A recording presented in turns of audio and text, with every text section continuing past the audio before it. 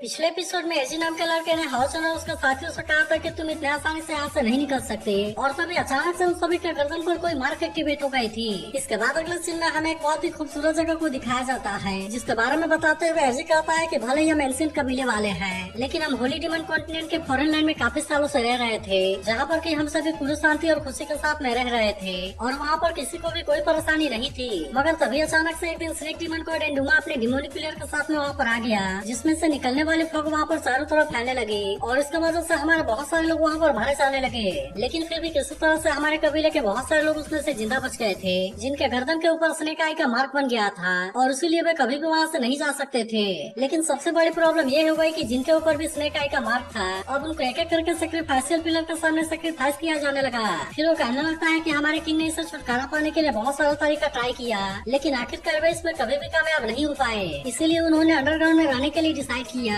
और तब से हम सभी वहीं पर रहते आ रहे हैं। इसके बाद हम देखते हैं कि एजी इनको किसी पोर्टल के सामने लेकर आ गया था और वहाँ पर वो इनको अंदर जाने का इशारा करता है। जिसके बाद हम देखते हैं कि हाउसन और उसके साथी पहले तो इस बात से काफी हैरान होते हैं, लेकिन आखिरकार अभी भी अंदर जाने के लिए मान गए थे। जिसके बाद हम देखते हैं कि वे सभी भी एक एक करके अंदर आ जाते हैं, लेकिन अभी यहाँ के नजारे को देखते ही वे सभी पूरी तरह से हैरान हो गए थे और वे कहने लगते हैं कि इसमें हैरानी की कोई बात नहीं है कि हम यहाँ से बाहर नहीं जा सकते, क्योंकि आखिरकार अब तो हमारे ऊपर भी स्नेक आई का मार्क है। अब इसकी वजह से हम देखते हैं कि इनको इसके बारे में समझ में आ गया था और इसीलिए वे कहने लगता है कि हम तो इस मार्क की वजह से यहाँ से बाहर नहीं जा पा रहे थे। तभी एजिन से कहता है कि तुम सभी यहाँ के सोल्जर क्यों नहीं बन जाती, और मैं चाहता हूँ कि तुम सभी कल के होने वाले प्रेयर सेरेमनी को ज्वाइन करो, क्योंकि उसके बाद जब हमारे किंग इल्यूजन से बाहर आएंगे तो फिर मैं उनसे इसके बारे में बात कर लूंगा और इसीलिए तुम्हें इसके बारे में ज्यादा परेशान होने की जरूरत नहीं है। इसके बाद एजी बेंगियन की तरफ देखते हुए कहता है कि भले ही तुम इंसान हो, लेकिन आज मैंने पहली बार किसी ऐसे इंसान को देखा है जिसने कि 4 सिले को इतना आसानी से हरा दिया। अब इसीलिए वो इनसे कहने लगता है कि हो सकता है कि हमारे किंग इस अपॉर्चुनिटी का यूज करें और उस तरह से स्नेक आई के मार को हटाने का कोई तरीका खोज सके। तभी लिन सिन हाउसन से कहने लगता है कि यहाँ पर तो हमारे पास में संधान कबीले के किंग का भी सपोर्ट है, इसीलिए हम तो यहाँ पर बहुत ही आसानी से रह सकते हैं। तभी हम देखते हैं कि सार भी इसके लिए मान गई होती है और फिर वो हाउसन से इसके बारे में इशारा करती है। जिसके बाद हम देखते हैं कि हाउसन भी एजी के साथ में जाने के लिए मान गया था। तब इसके बारे में सुनकर एजी यहाँ के पोर्टल को भी ओपन कर देता है और फिर हम देखते हैं कि वे सभी अभी यहाँ से अंदर की तरफ जाने लगे थे, लेकिन अभी यहाँ पर आते ही वे सभी पूरी तरह से हैरान हो गए थे, क्योंकि इनके सामने यहाँ पर एक बहुत ही शानदार नजारा होता है और इसीलिए वे सभी कहने लगते हैं कि हमने तो ऐसा भी नहीं किया था कि यहाँ पर इतनी सुंदर जगह होगी। तभी एजी बताने लगता है कि हमारे कबीले के सभी चैनल इसी सिटी का यूज करते आ रहे हैं, लेकिन असल में इसे बना पाना भी इतना आसान नहीं था और ऐसा करने में हमें 1000 साल लग गए थे। फिर वो कहने लगता है कि यह जगह हमारे फेथ के होली सोल के द्वारा प्रोटेक्टेड है, जो कि हमारे सिंधान कबीले के लिए सबसे इम्पोर्टेंट होली प्लेस है। जिसके बाद हम देखते हैं कि हाउसन और उसके सभी साथी यहाँ के नजारे को देख पूरी तरह से हैरान हो गए थे। तभी एजी कहने लगता है कि सेफ रहने के लिए हमारे पास में केवल एक यही जगह है, लेकिन असल में यहाँ पर खाने की बहुत कमी है, इसलिए प्रिंसेस ने इस पर मुझे सर्च टीम के लीडर के रूप में अपॉइंट किया था, क्योंकि इस समय वो किसी फैमिली मैटर को सॉल्व कर रही है। तभी एजी को देखते ही यहाँ के सभी लोग काफी खुश हो जाते हैं और वे कहने लगते हैं कि देखो एजी यहाँ पर वापस आ गया। तभी एक लड़की एजी से पूछने लगती है कि क्या तुम्हें खाने का कोई सामान मिला, लेकिन अब यह सुनते ही एजी इस बात से काफी उदास हो गया था, क्योंकि वो खाने का कोई भी सामान नहीं खोज पाया है और इसीलिए हम देखते हैं कि वो इनसे सॉरी कहता है। जिसके बाद हम देखते हैं कि इस बात से एक छोटी लड़की काफी उदास हो जाती है और उसकी मदर उसे कहने लगते है कि तुम इसके बारे में ज्यादा चिंता ना करो। तभी हम देखते हैं कि हाउसन उसे खाने के लिए कोई चीज देता है, जिसे देख उसकी मदर उसे पहले तो इसे लेने से मना करती है, लेकिन जब हाउसन इसे बताता है कि यह फूड है तो फिर वो इसके लिए मान जाती है। वहीं हम देखते हैं कि इसके बाकी साथी भी सभी को फूड बांटने लगते हैं, जिससे पाकर यहाँ के सभी लोग काफी खुश हो गए थे। लेकिन तभी अचानक से हम देखते हैं कि जाली यहाँ पर आ गया था और कहता है कि तुम इंसान हमें खाने के लिए दोगे। जिसके बाद हम देखते हैं कि अजीब उसे समझाने की कोशिश करता है और उसे बताता है कि वे सभी सिंधान फैमिली के गेस्ट हैं, लेकिन इसके बाद भी हम देखते हैं कि डाली इसकी कोई भी बात सुनने के लिए रेडी नहीं होता और वो एजी के ऊपर गुस्सा होते हुए कहने लगता है कि ऐसा करने की तुम्हारी हिम्मत कैसे हो गई, क्योंकि यह जगह तो असल में हमारे छुपने के लिए आखिरी जगह है, लेकिन इसके बाद भी तुम यहाँ पर किसी आउटसाइडर को लेकर आ गए। जिसके बाद हम देखते हैं कि एजी इस बात से काफी घबरा गया होता है, लेकिन वही डाली अब इसकी कोई भी बात सुनने के लिए रेडी नहीं होता और वो अपने लोगों से इसे अरेस्ट करने के लिए बोल देता है। लेकिन तभी हम देखते हैं कि हाउसन ने सामने आकर उसे बचा लिया था और इसीलिए डाली के लोग उसका कुछ भी नहीं कर पाते। लेकिन तभी हम देखते हैं कि डाली अब हाउसन के ऊपर भी काफी गुस्सा हो गया था और वो कहने लगता है कि तुम सभी जितना जल्दी हो सके यहाँ से चले जाओ, नहीं तो अगर तुम्हारे साथ में कुछ हुआ तो तुम उसके लिए मुझे पहले मत करना। जिसके बाद हम देखते हैं कि हाउसन के साथियों को भी इसके बारे में चिंता होने लगती है और इसीलिए वे सभी उसकी हेल्प करने के लिए जाने लगते हैं। लेकिन तभी हम देखते हैं कि हाउसन ने इनको कुछ भी करने से रोक दिया था और फिर वो अकेले इनके साथ में फाइट करने के लिए रेडी हो जाता है। लेकिन वहीं अब हम देखते हैं कि डाली इस बात से और भी ज्यादा गुस्सा हो गया था और वो तुरंत ही अपने लोगों से इसके ऊपर अटैक करने के लिए बोल देता है। जिसके बाद हम देखता है कि उसके लोग भी इसके लिए पूरी तरह से रेडी हो गए थे और वो तुरंत ही हाओ चुन के ऊपर अटैक करना शुरू कर देते हैं। लेकिन इसके बाद भी हम देखते हैं कि हाओ चुन को इसके बारे में कोई भी चिंता नहीं होती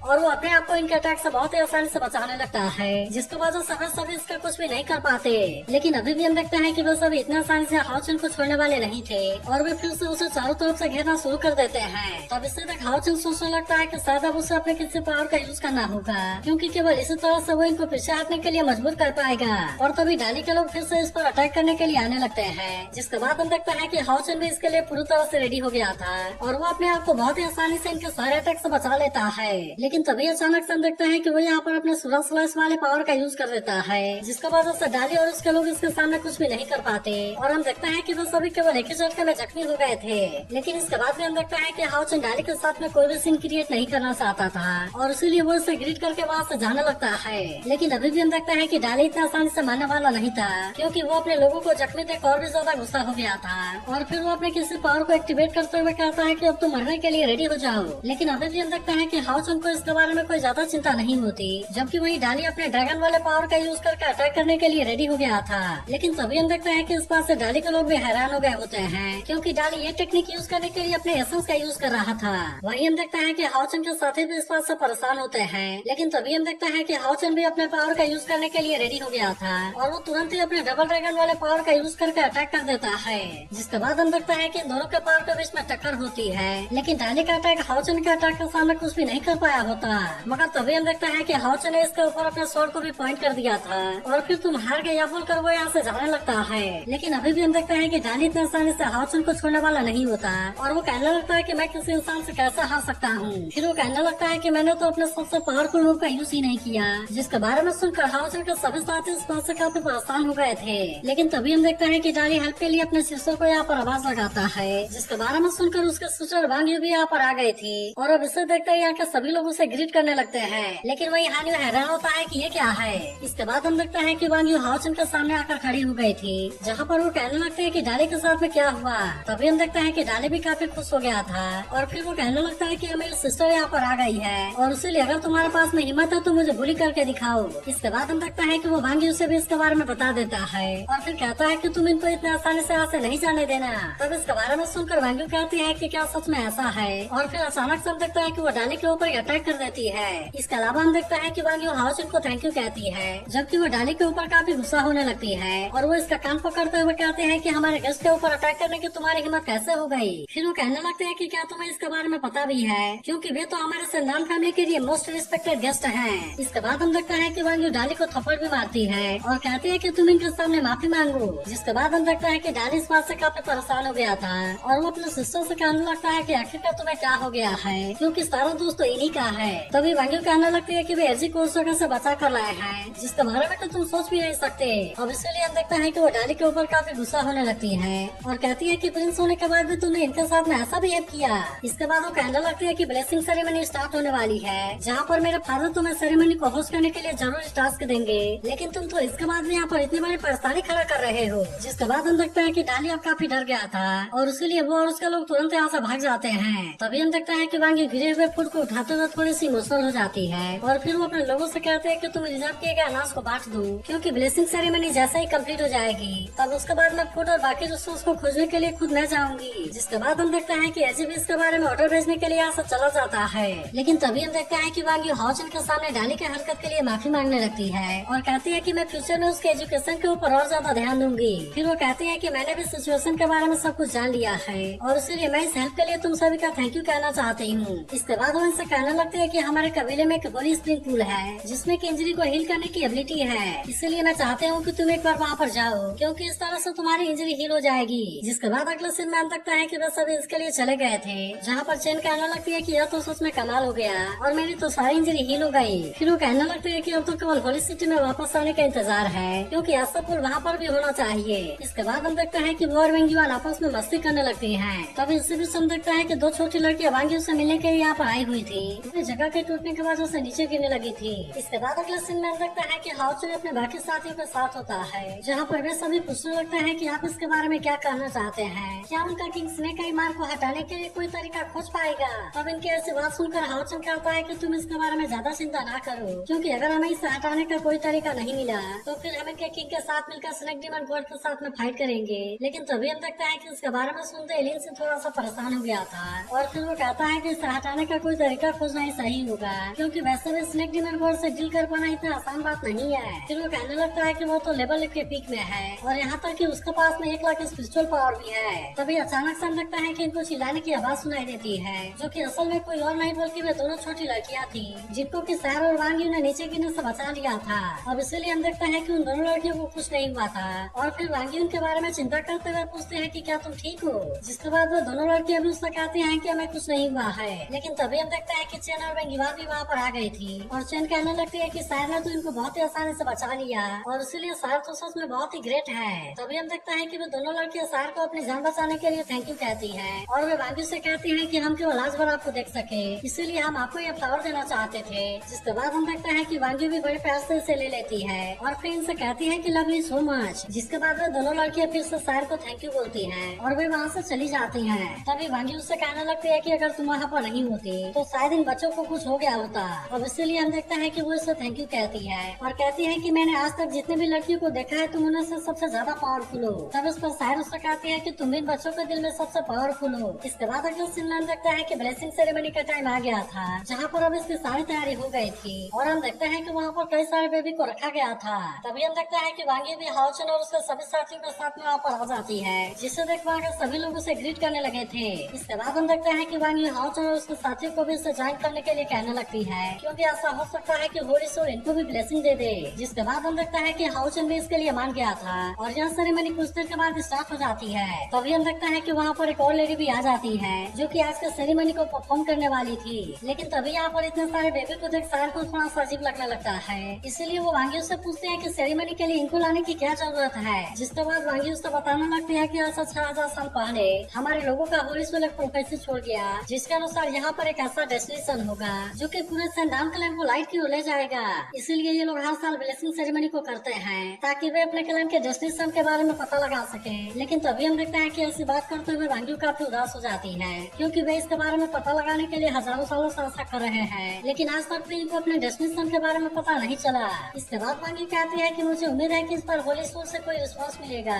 ताकि मैं अपने सेंडान क्लैन को भोग से बाहर लेकर जा पाऊंगी। तभी हम देखते हैं कि वो लेडी डाली से ब्लेसिंग सेरेमनी को स्टार्ट करने के लिए कहती है, क्योंकि इसके लिए सेंडान फैमिली के ब्लड लाइन की जरूरत होती है। जिसके बाद हम देखते हैं कि डाली भी इसके लिए पूरी तरह से रेडी हो गया था और वो तुरंत ही वेपन के ऊपर अपना ब्लड गिराता है ताकि इस तरह से वो अपने फादर को श्रद्धांजलि दे सके। और इसके असर करते ही वो वेपन एक्टिवेट हो जाती है। लेकिन तभी सैर वांगी उससे पूछने लगते हैं कि तुम वहाँ पर क्यों नहीं गई, क्योंकि तुम भी तो सेंडान फैमिली की प्रिंसेस हो। लेकिन इस पर वांगी कहने लगती है कि तुम अभी हमारे क्लैन के बारे में ज्यादा कुछ नहीं जानती, क्योंकि जो कोई भी अवतार के ऊपर खड़ा होकर होली सोल को प्रे करेगा तब इसके वजह से उसे डेथ भी मिल सकती है, जो कि हमारे एंसेस्टर का द्वारा सेट किया गया रूल है। तब इसके बारे में सुनकर बेंगीवार कहती है कि क्या सही है। वहीं सैर कहने लगती है, मुझे लगता है कि तुम ही सक्सेसर हो, क्योंकि लोग तो उसी को चाहते हैं जिसके पास में एबिलिटी हो। जिसके बाद हम लगता है कि वांगी इस बात के लिए सैर को थैंक यू कहती है और फिर उसे बताते हैं कि डाली भी असल में बहुत ज्यादा मेहनत करता है। वहीं उदाहरण देखता है कि डाली ने उस वेपन को एक्टिवेट कर दिया था और अब इसीलिए वो तुरंत वहाँ से वापस चला आता है।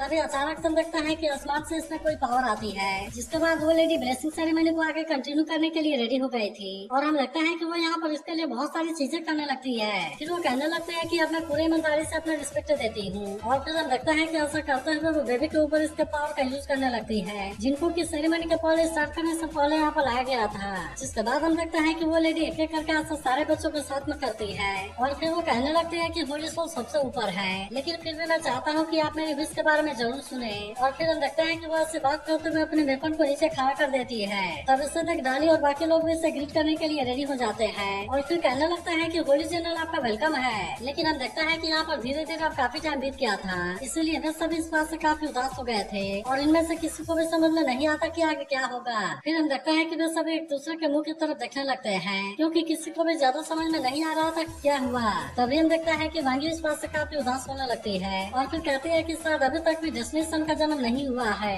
लेकिन तभी अचानक से देखता है कि उस वेपन में कोई पावर एक्टिवेट हो जाती है, जिससे देखते ही आके सभी लोग उसे ग्रीट करने लगते हैं। लेकिन वही हाउस और उसके साथियों को इसके बारे में ज्यादा कुछ समझ में नहीं आ रहा था। तभी हम देखते हैं कि वो लेडी वहीं पर हवा में फ्लाई करने लगती है और कहती है कि आखिरकार लाइट अभी यहाँ पर आ ही गई। और फिर हम देखते हैं कि वो डाली को इशारा करके डेस्टिनेशन के बारे में बताती है। तब इसके बारे में पता चलते ही डाली इस बात से काफी खुश हो गया था और फिर वो कहने लगता है कि मैं तो असल में डिज्नी सन हूँ, जबकि मुझे तो इस बात के ऊपर यकीन ही नहीं होता। इसके बाद हम देखता है कि वो यहाँ पर जोर जोर से हंसने लगता है और फिर कहता है कि मैं तो सच में फ्यूचर का किंग बनने के लिए पूरी तरह से रेडी हूँ। अब इसलिए हम देखता है कि वो काफी खुश होकर वहाँ से बाहर आ रहा था। इसके बाद हम देखता है कि वो इसके बारे में सोचकर बहुत ही ज्यादा खुश होने लगा था। लेकिन तभी वो लेडी कहती है कि डिज्नी सन तो असल में हाउचन है, जिसके बारे में सुनते ही वे सभी पूरी तरह से हैरान हो गए थे और वे कहने लगते हैं कि ये क्या है। लेकिन हम देखते हैं कि इस बात से यहाँ के लोग भी पूरी तरह से कंफ्यूज हो गए होते हैं, जो कि वहीं डाली को भी समझ में नहीं आ रहा था कि अचानक से यहाँ पर क्या हो गया। इसके बाद वो कहने लगता है कि यह तो पूरी तरह से इम्पॉसिबल है और ऐसा किसी भी कीमत पर नहीं हो सकता।